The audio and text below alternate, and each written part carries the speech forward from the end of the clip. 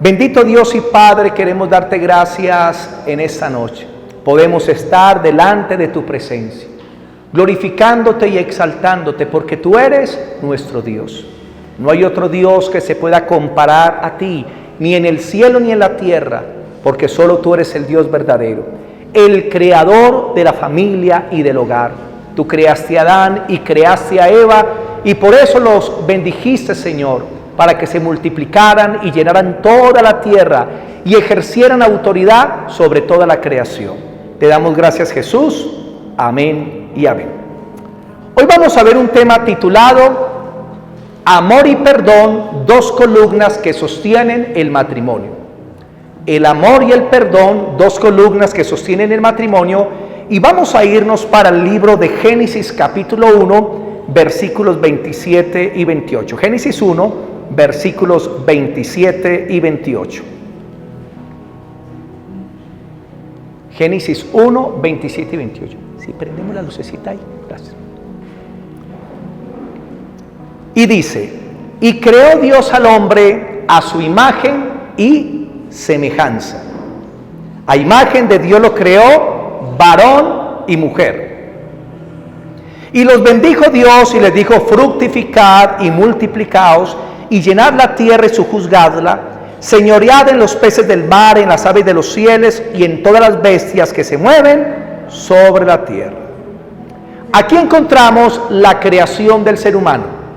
Dios creó primero a Adán y luego creó a Eva de su costilla. Y dice la Escritura que el Señor los bendijo. La gente dice: ¿dónde encontramos el primer matrimonio de la Biblia? Aquí en Génesis 1, 27 y 28. Porque dice que una vez que Dios creó a Adán y a Eva, Dios no permitió que Adán le fuera a enseñar el jardín sin estar casados. Dios le dijo: Adán, espera, trae a Eva. Primero reciban mi bendición y luego puedes ir y enseñarle el jardín. Y dice la Escritura que los bendijo Dios y les dijo: fructificad y multiplicaos y llenad toda la tierra y ejerzan potestad sobre todos los animales que Dios creó. Es lo que dice la Escritura. Entonces podemos ver que Dios creó a Adán y a Esteban. ¿Dios creó a Adán y a Esteban? ¿Dios creó a Eva y a Juliana? ¿Cierto que no? Dios creó fue a Adán y creó a Eva. Dos seres totalmente diferentes, con la misma dignidad, porque tanto el hombre como la mujer llevan la imagen de Dios. Y el hombre y la mujer son diferentes. Solamente en el cerebro existen más de 35 diferencias entre el hombre y la mujer, porque somos dos seres diferentes. Muchos dicen: pero ¿por qué mi mujer es tan diferente? ¿Por qué mi esposo es tan diferente a mí? Porque Dios nos creó diferentes desde el inicio. Y Dios quiere que esas diferencias no sean para dividirnos ni para destruirnos, sino que Dios quiere que esas diferencias sean para complementarnos. Y eso es una bendición. ¿Y qué es el matrimonio? Es la unión de dos personas con el propósito de ser una sola carne. Si son dos gorditos, son un hierbito. Mentiras, son un gordito. Y si son muy flaquitos, un solo huesito. Entonces Dios creó el matrimonio para que los dos fueran una sola carne. En el momento que usted se casa, mi hermano y mi hermana, con su cónyuge, ya Dios no ve a dos, sino que Dios ve a uno solo. Son uno solo delante de la presencia del Señor. Quiero que nos vamos para Proverbios capítulo 18, 22. Proverbios capítulo 18, el versículo 22. Proverbios 18, 22. Y dice así: el que haya esposa, halla el bien y alcanza la benevolencia del Señor. El Señor nos dice que cuando un hombre encuentra una buena mujer, halla el bien. ¿Por qué lo digo? Porque hay mujeres buenas, hay mujeres malas. Hay hombres buenos y hay hombres malos. Pero cuando un hombre es bueno, temeroso de Dios, y encuentra una buena mujer, encontró el bien para su vida y recibe la bendición de Dios. Porque un hogar que sea conformado en Cristo y de acuerdo a su voluntad, siempre recibirá la bendición del cielo. Entonces, el matrimonio siempre es una bendición y no una maldición.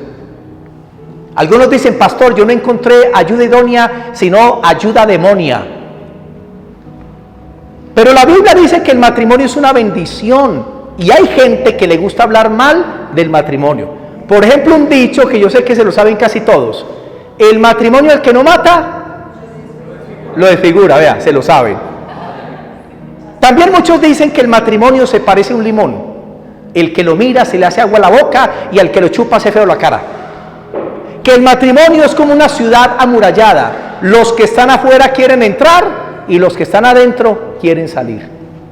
Y así hay personas que en el mundo hablan mal del matrimonio, pero desde el punto de vista de Dios, el matrimonio es la segunda decisión más importante que el ser humano debe tener en su vida. La primera es aceptar a Cristo y ser salvo.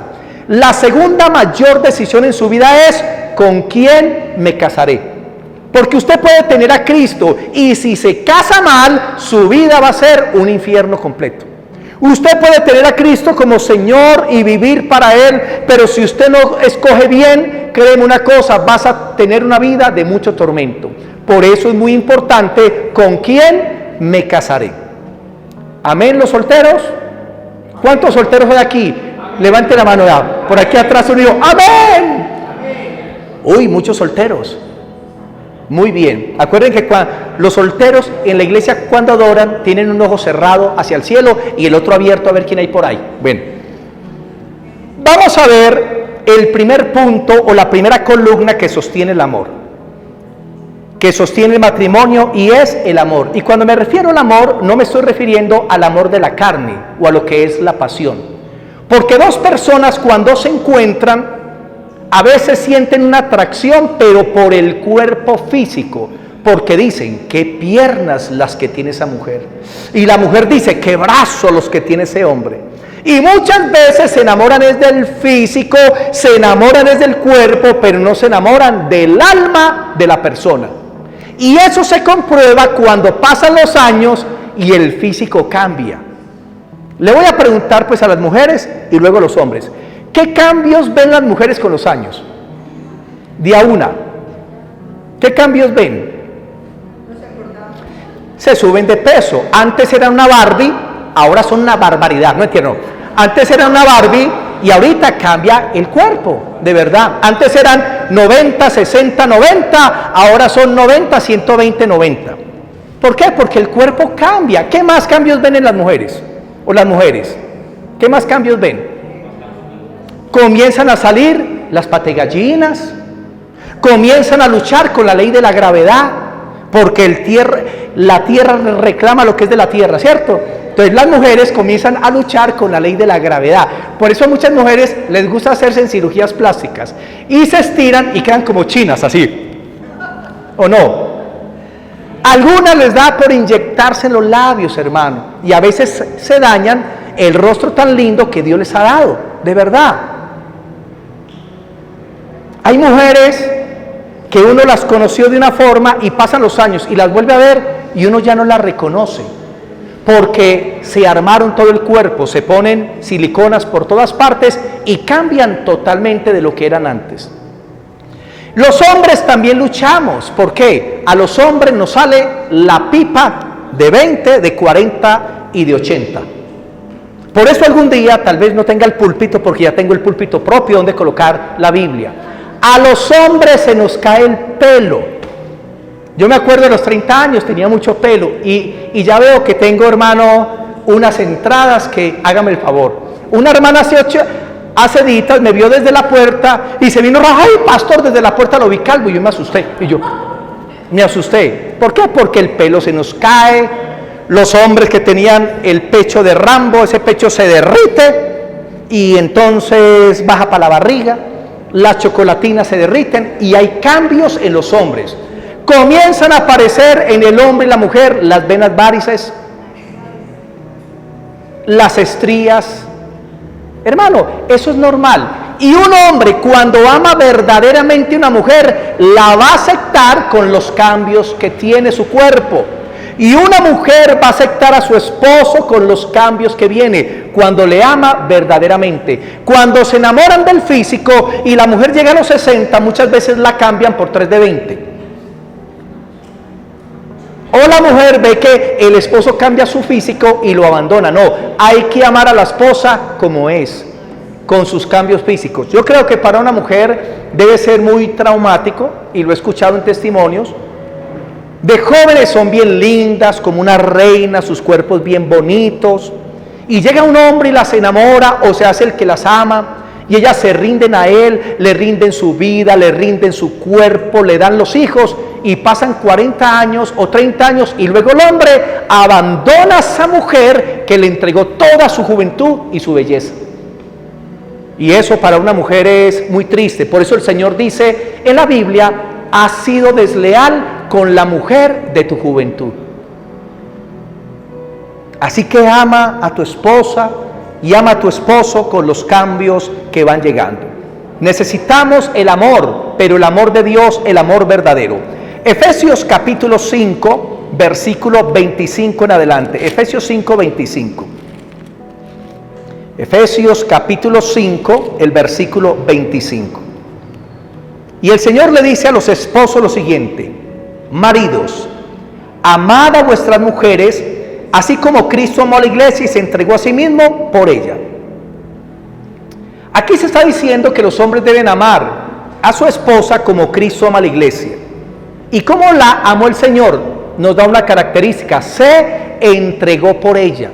Cuando usted se casa, Dios espera que usted verdaderamente se entregue a su esposa, dejando la vida de soltero y comprometiéndose con la persona más especial en su vida, que es su esposa. Cuando usted se casa, la persona más cercana a su vida, la más especial, no es su mamá, es su esposa. No es su papá, es su cónyuge.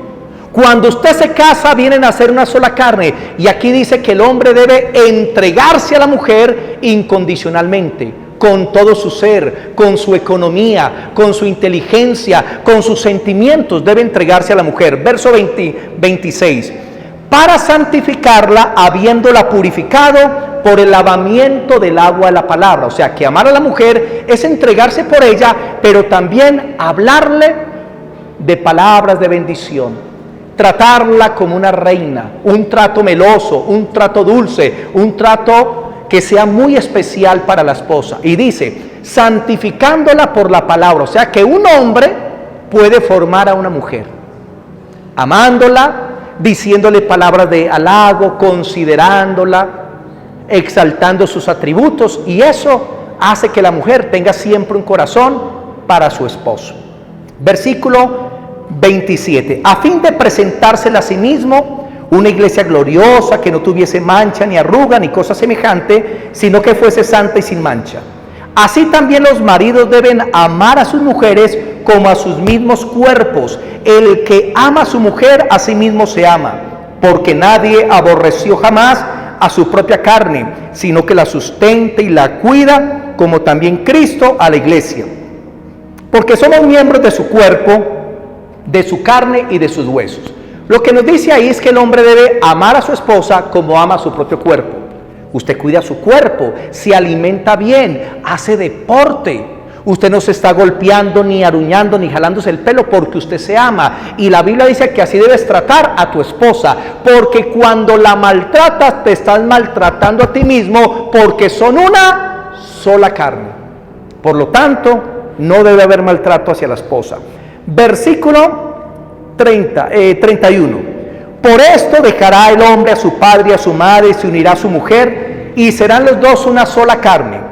Grande es este misterio, mas yo digo esto respecto de Cristo y la iglesia.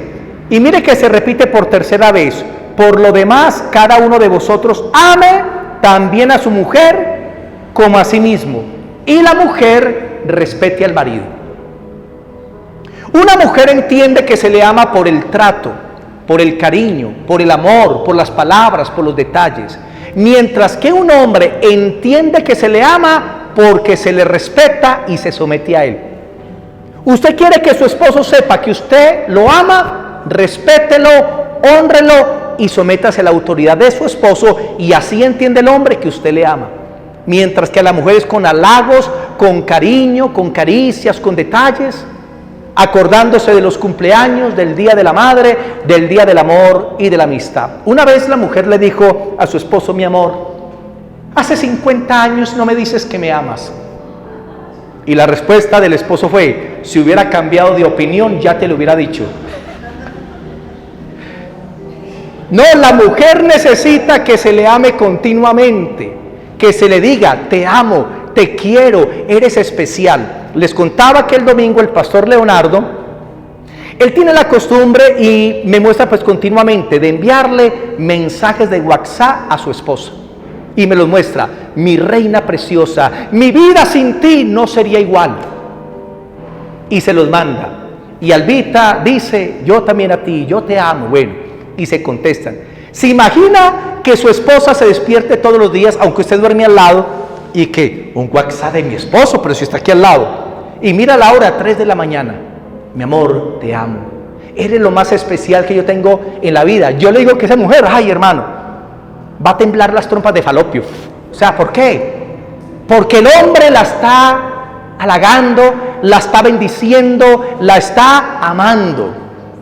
Y las mujeres quieren que el esposo les diga: te amo, te quiero, eres especial. Y eso es muy bonito.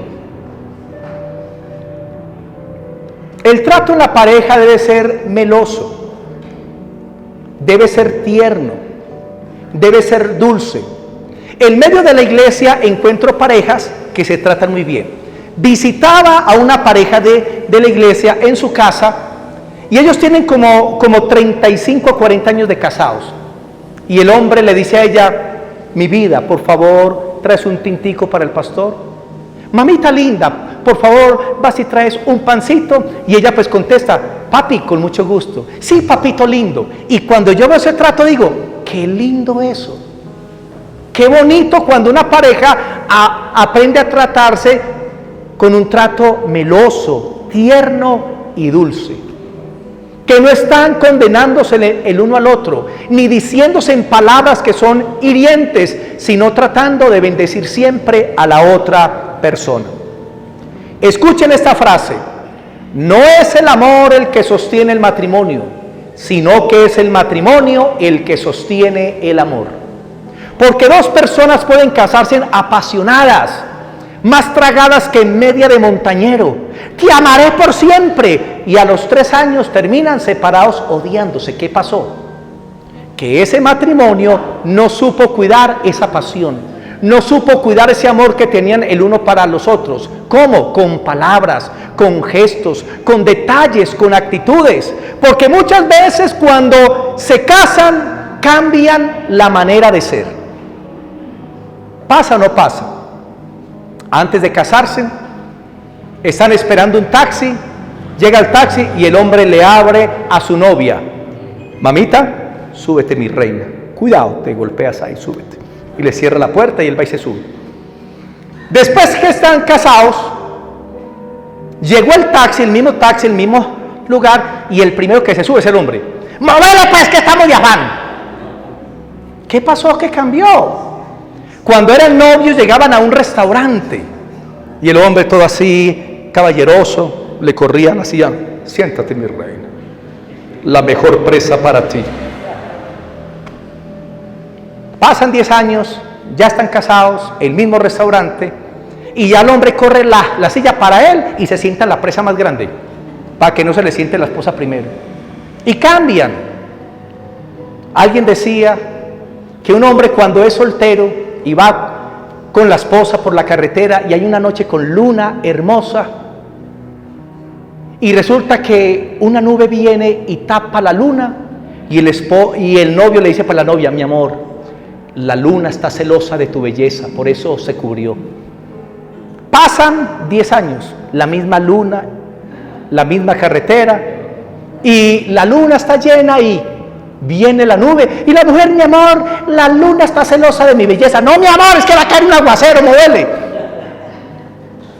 Y algo pasa que cuando se casan, como que cambia todo. ya no hay halagos, ya no hay caricias, ya no hay amor, ya no hay detalles. Recuerden, hermanos, que el matrimonio no es una casa lujosa, ni un carro último modelo, ni un mercado abundante. Porque muchos suplen en lo material en la casa, pero no suplen en lo sentimental. Y tratan de llenar esos vacíos dando cosas físicas, supliendo con la economía. Pero la esposa muchas veces está vacía en la propia casa. Por eso hay que suplir en lo sentimental. Hermanos, el amor puede hacer que el hogar se convierta en un pedacito de cielo. Voy a dar una cita solo para que las copie. Romanos 5:8. Recuerden que el amor es morir para que el otro viva. Una persona está lista para casarse cuando esté dispuesta o cuando esté lista para morir. Porque el matrimonio es morir a tu ego, a tu vida de soltero, de soltera. El matrimonio es entender que ya no es tu dinero, es el dinero del hogar. Es entender que son una sola carne. Es entender que hay una hora de llegada a la casa. Es entender que ya no duermes por fuera porque tienes un hogar donde vas a dormir siempre. Entonces, el casarse es morir a uno mismo. Romanos 5:8 dice que Dios muestra su amor para con nosotros en que Cristo murió. ¿Cómo demostró el amor? Muriendo por nosotros. Primera de Timoteo 5:8. Primera de Timoteo 5:8 no lo leamos, pero dice que existe el creyente, existe el inconverso y la persona peor que un inconverso. El creyente es el que tiene el temor de Dios, el inconverso es el que no conoce a Dios. Pero la Biblia dice que hay personas que son peores que alguien que no conoce a Dios. ¿Y sabe quién es? Primera de Timoteo 5:8 dice, el que no suple para su propia casa es peor que un incrédulo y ha negado la fe. Cuando tú tienes el amor de Dios, vas a suplir para tu casa, vas a suplir para tu esposa, vas a suplir para tus hijos. Tu dinero ya no va a ser para tus amigotes, ni para estar paseando a toda hora. No, tu dinero ahorita estará concentrado primeramente en tu familia, porque esa es tu responsabilidad.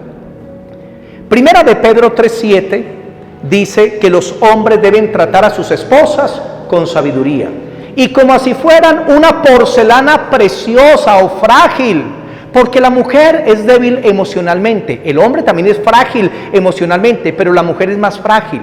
Y la mujer se duele más con las palabras del hombre que el hombre con las palabras de la mujer. Por eso hay que tener mucho cuidado. Y una porcelana se pone en un lugar alto para que sea cuidada y protegida.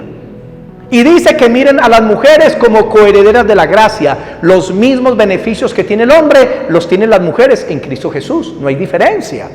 Amén. Y dice, para que sus oraciones no tengan estorbo. Tito capítulo 2, versículos 3 y 4. Esta cita sí la vamos a leer. Tito capítulo 2, versículos 3 y 4.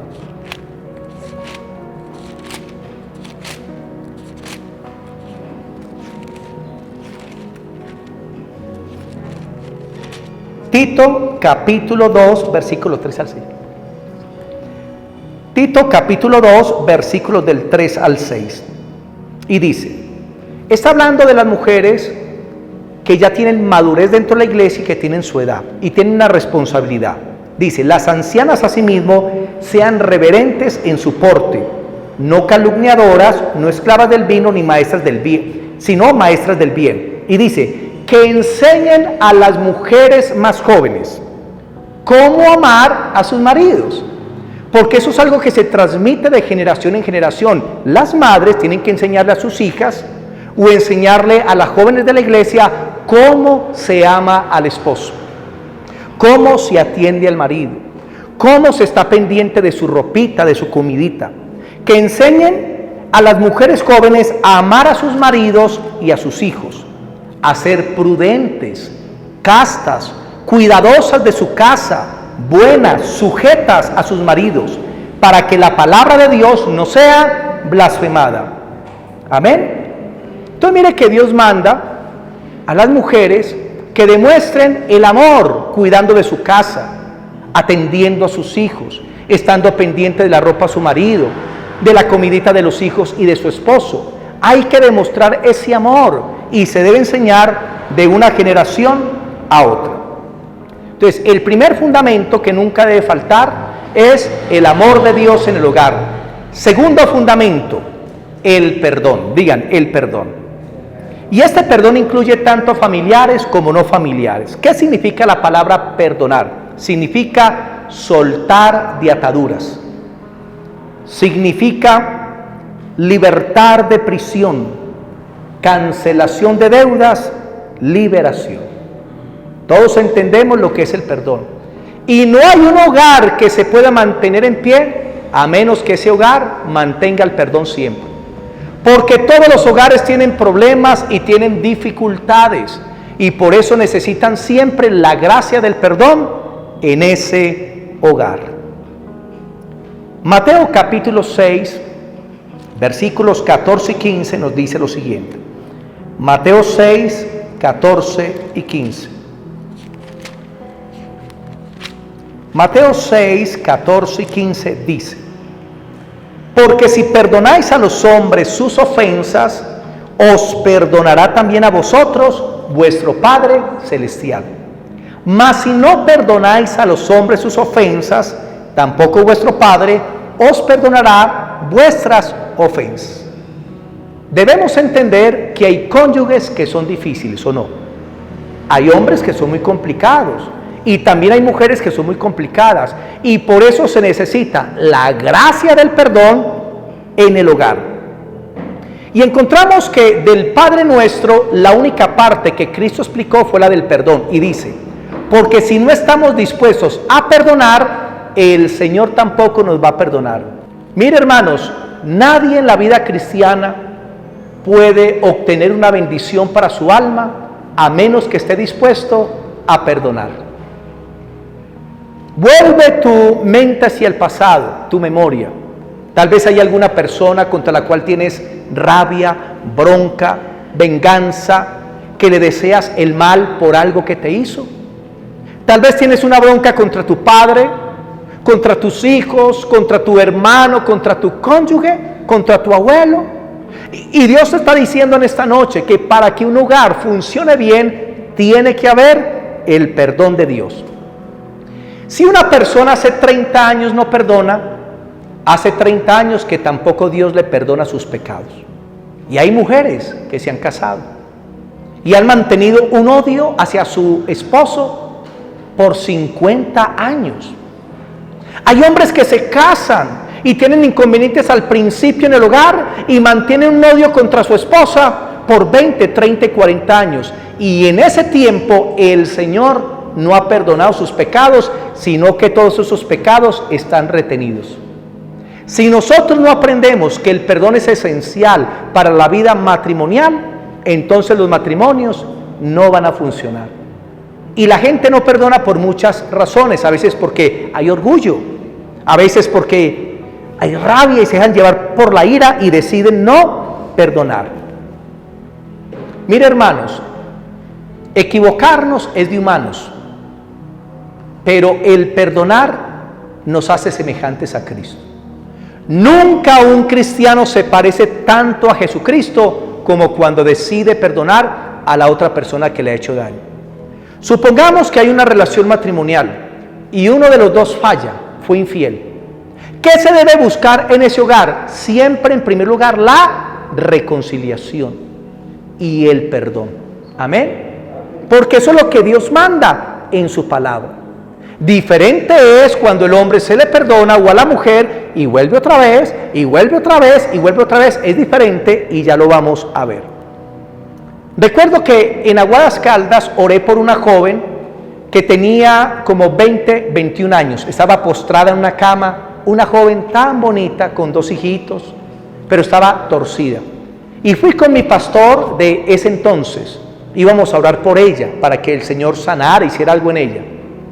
Y creo que fue el pastor que sintió en su corazón que esta muchacha tenía algo contra su esposo. Y le dijo: mira, siento en mi corazón que tú tienes algo hacia tu esposo. Cuando le dijo eso, se le transformó el rostro a la mujer, brotó la ira, la rabia, abrió los ojos y nos dijo, prefiero morirme a perdonarlo. Así nos dijo. Le dijimos a ella, si tú no estás dispuesta a perdonar, el Señor tampoco te puede perdonar. Dijo, pues no perdono, me muero más bien.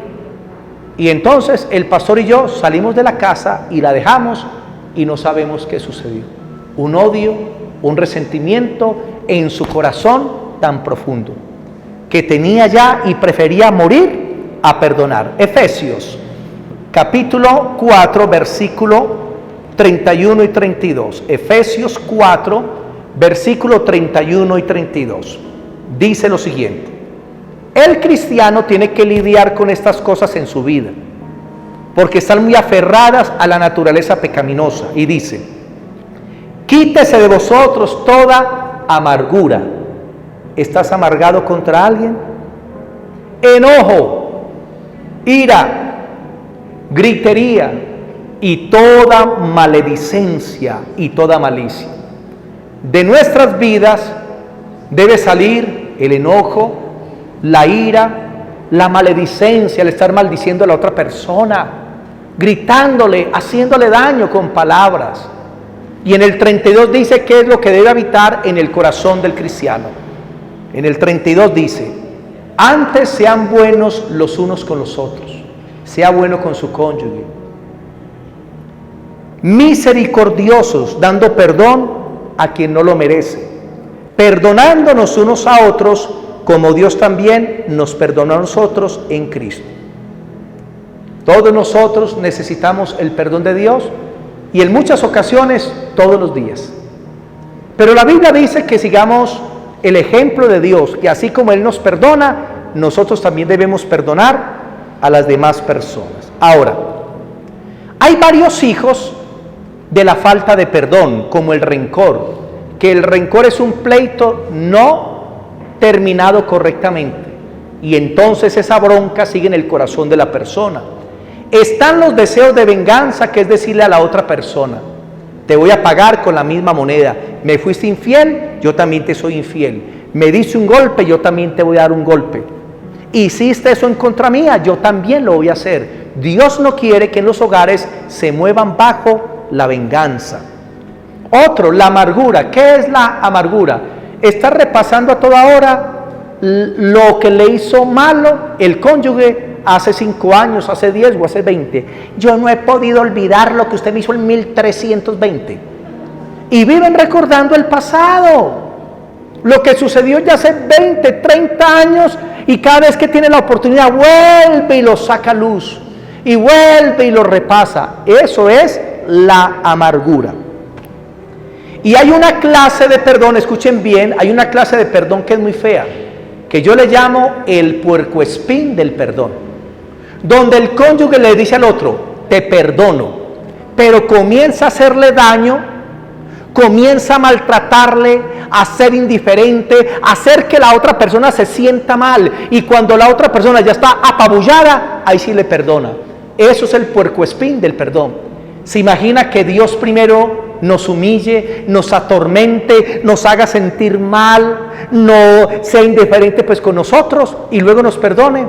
Así no es el Señor, porque cuando usted va y se arrepiente de corazón, Dios lo perdona inmediatamente y la sangre de Cristo te limpia de todo pecado. Así que no hagamos del perdón un puercoespín, debemos perdonar. Colosenses 3:13, Colosenses capítulo 3, el versículo 13. Colosenses capítulo 3, el versículo 13. Y dice, 3:13. Soportándonos unos a otros. Pregunta, ¿en el matrimonio los cónyuges se deben soportar? ¿O los hijos con los padres? Claro que sí. Porque van a haber inconvenientes, problemas de carácter, algunas situaciones en las que no van a estar de acuerdo y pueden chocar.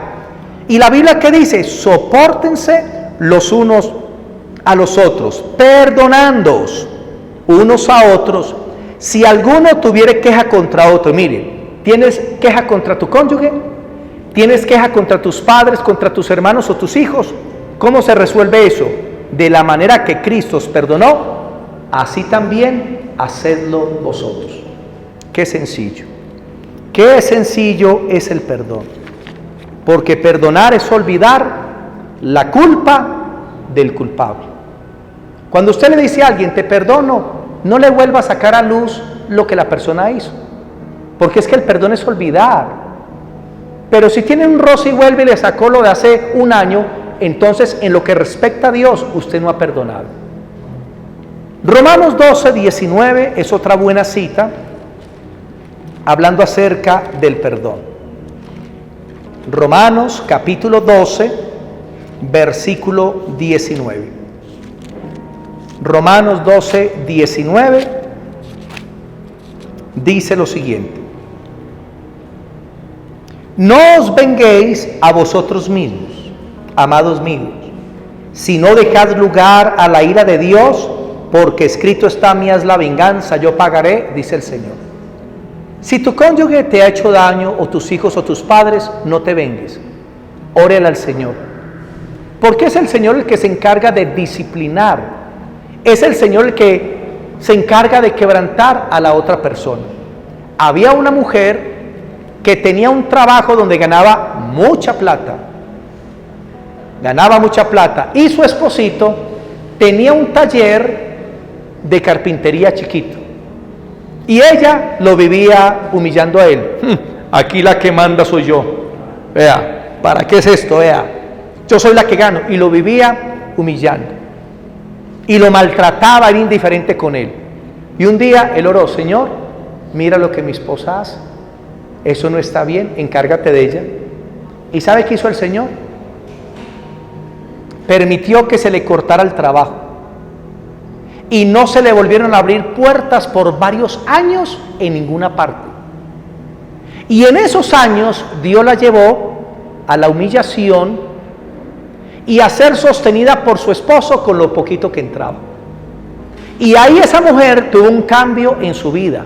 A veces Dios puede disciplinar. Había una hermana del Solferino que su esposo le impedía venir a la iglesia y se le colocaba bravo: ya vas para la iglesia, donde esos locos, te enloqueciste, y la criticaba e impedía que viniera pues a la iglesia. Y un día, antes de venirse para el culto, el hermano la maltrató, la trató mal, y la hermana no se vengó, simplemente dijo: Señor, dale en la jeta. Así dijo: Señor, dale en la jeta, así dijo. Y no fue sino decir eso, dale en la jeta, se tropezó el hombre, cayó y se reventó la boca. Se levantó con la jeta como un bagre. No, se levantó reventado y asustado, sacó plata del bolsillo y le dijo: mi amor, vaya para la iglesia. La despachó para la iglesia y nunca más la volvió a maltratar. No sé si les conté también de un hombre que se la montó a su esposa porque venía a la iglesia. A mí me tocó cultos hace muchos años, se veía, donde venían hombres y sacaban a la esposa del culto del pelo. Mano, en serio, algo fuerte. Y un hombre se la montó a su esposa: no quiero que vuelvas a la iglesia, no vayas por allá, esos son locos, no vaya. Y la vituperaba y la maltrataba.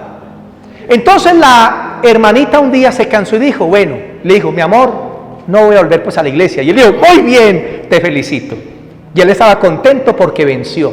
Pero resulta que el domingo por la mañana la hermana se levantó temprano, se organizó muy bien como si fuera para la iglesia, entró al cuarto, se le sentó en la cama al marido y le dijo: aquí está la Biblia, léame la Biblia. Léame la Biblia, ¿cómo así? Sí, porque es que en la iglesia leen la Biblia. Entonces él, como por salirse con las suyas, abrió la Biblia y le leyó un pasaje y la cerró y se la entregó. Ella le dijo luego: ore, porque en la iglesia oren. Pero es que yo no sé orar por eso, ore, porque es que en la iglesia oran por mí. Y él, como pudo, hizo una oración, y cuando terminó ya dijo: ahora cánteme alabanzas, porque en la iglesia alabamos a Dios. Y él me dijo: no, más bien váyase para la iglesia y dejen de molestar. La mujer aplicó sabiduría. Y muchas veces cuando hay conflictos en el hogar, órele a Dios: Señor, esta persona está haciendo un obstáculo, trátala, moldéala, Señor, para que no venga más caos en el hogar. Usted lo puede hacer cuando hay casos que son muy fuertes. Entonces no nos debemos vengar. Romanos 12:19, no os venguéis a vosotros mismos, amados míos, sino dejad lugar a la ira de Dios, porque escrito está, mía es la venganza, yo pagaré, dice el Señor. Así que si tu enemigo tuviere hambre, dale de comer, porque cuando están peleados, la mujer no le quiere dar comida al marido, porque lo ve como un enemigo. ¿Y aquí qué dice? Si tu enemigo tuviera hambre, dale de qué? De comer, pero no veneno, no, comida envenenada no. Dale de comer. Si tuvieres sed, dale de beber, pues haciendo esto harás que la cara le arda de vergüenza, o ascuas de fuego amontonará sobre su cabeza. No seas vencido de lo malo, vence el bien con el mal. Porque cuando hay peleas en el hogar, a veces se le quiere causar daño a la otra persona. La indiferencia, el no tratar con la otra persona, el pasar por la sala y ver al marido voltearle el pelo, mirarle feo, el hombre a la mujer, nada de eso. Dios no quiere la venganza en el hogar porque es destructiva. Y muchos dicen, yo me comporto así porque Él me hizo a mí primero. No se trata de quién hizo algo primero, sino de cómo estoy yo con el Señor y cómo hago para resolver los problemas del hogar. Lucas 17. Lucas capítulo 17 encontramos una cita muy tremenda. Pastor, pero es que mi esposo se enoja como 4 veces al día. ¿Yo qué hago? Vamos a ver qué dice el Señor. Lucas 17, versículos 3 y 4. Mirad por vosotros mismos. Si tu hermano pecare contra ti, repréndele, o sea, corrígele con amor. Y si se arrepintiere, perdónale. Pero mira el verso 4. Y si 7 veces al día, ¿cuántas veces? Pecare contra ti, y 7 veces al día volviera a ti diciendo, me arrepiento, perdónale. ¿Qué nos dice el Señor? Debemos perdonar siempre. Pero el perdonar siempre no significa que usted tiene que alcahuetear. Le voy a explicar. Supongamos que hay un empresario en la iglesia y tiene un empleado. Y el empleado le robó y el patrón se dio cuenta. El patrón puede perdonarle y permitir que siga la personita en el trabajo. Pero al mes se dio cuenta que le volvió a robar. ¿Qué debe hacer pues el patrón cristiano? Debe perdonarlo, pero lo saca de la empresa porque ya no confía en él. Amén. Por ejemplo, un hombre o una mujer que sean infieles, se la jugó una vez y el cónyuge le perdonó. Pero a los 3 meses, otra vez, y tal vez vuelva y le perdone. Y a los 8 meses, otra vez, llega a la persona y dice, ¿sabes qué, papito? Vea, te perdono de corazón, pero haz tu vida porque ya contigo nada. ¿Por qué? Porque la personita no se ha arrepentido de corazón. Y muchas veces el tenerlo ahí es alcahuetearle para que siga la misma situación. Y usted como cristiano y como cristiana se tiene que valorar. Piensen en un hombre que violó un niño. El niño crece y se convierte, que llevarlo al perdón, pero eso no quiere decir que tiene que entablar una relación con la persona que le causó el daño. Escuchen esto, perdonar no siempre implica la restauración de una relación, porque a veces hay pastores que ven hogares que se destruyeron por cosas fuertes, y esos pastores muchas veces mandan a las personas a que vuelvan a estar juntas. No deben hacer eso, porque en algunos casos es algo destructivo, hermano. Así le pasó a un sacerdote, que llegó una mujer y le dijo, mira, mi esposo me golpea y me amenazó de muerte y ya me ha golpeado duro y me ha perseguido con un cuchillo. Y el sacerdote dijo, no, hasta que la muerte lo separe, usted tiene que estar con él. Y a los días el hombre mató a la mujer, por el consejo del sacerdote. Hay cosas que ya no se restauran, hay que entenderlo. A veces un hogar se daña por 2 personas, a veces se daña por una de las 2 personas. Marcos 11:25, termino con esta cita. Marcos 11:25. Entonces recordemos que el perdón no implica que siempre tiene que haber una restauración de la relación, porque, hermanos, A veces es imposible. Usted, mujer, tiene una amiga y usted le hace las confidencias de su corazón y luego se da cuenta que esa amiga divulgó todo.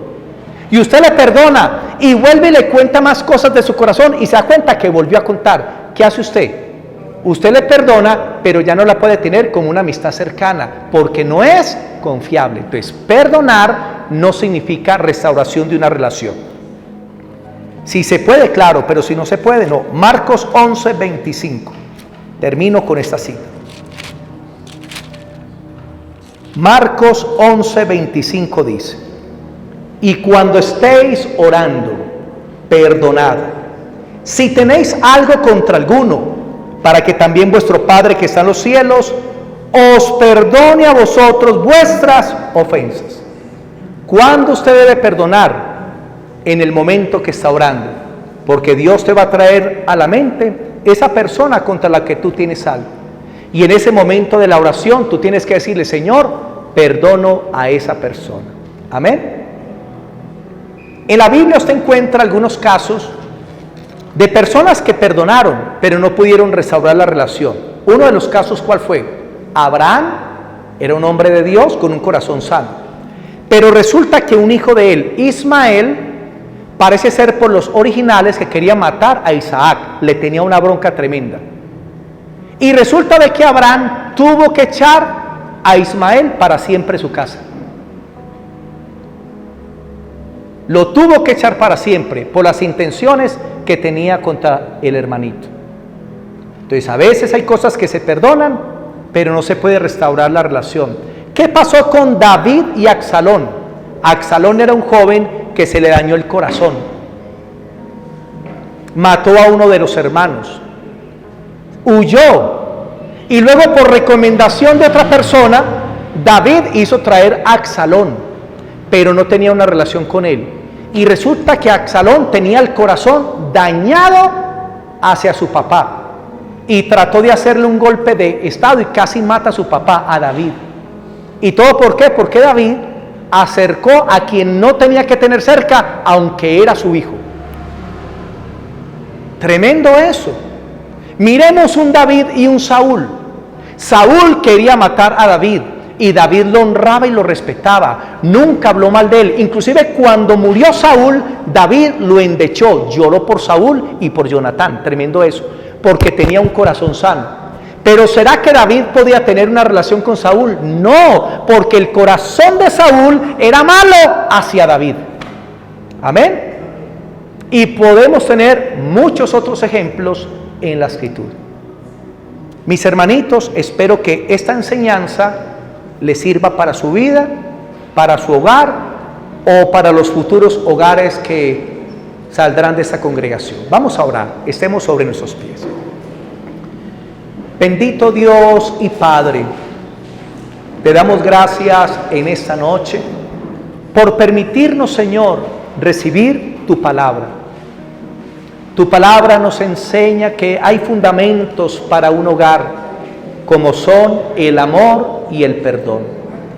Reconocemos que todos nos hemos equivocado de una o de otra manera y que debemos reconocer nuestros errores delante de ti. Y te pido, Padre, que bendigas los hogares de la iglesia con las bendiciones del cielo y de la tierra. Gracias por los hogares que se mantienen firmes y estables. Y oro por los que tienen crisis, dificultades, Señor, para que la paz de Dios pueda estar en esos corazones. Que resuelvan los problemas a las buenas y no a las malas. En el nombre poderoso de Jesús. Que la gracia y la paz de Dios sea en los hogares y que en esta noche tu bendición repose sobre ellos. Amén y amén. Démosle al Señor toda la gloria. Amén.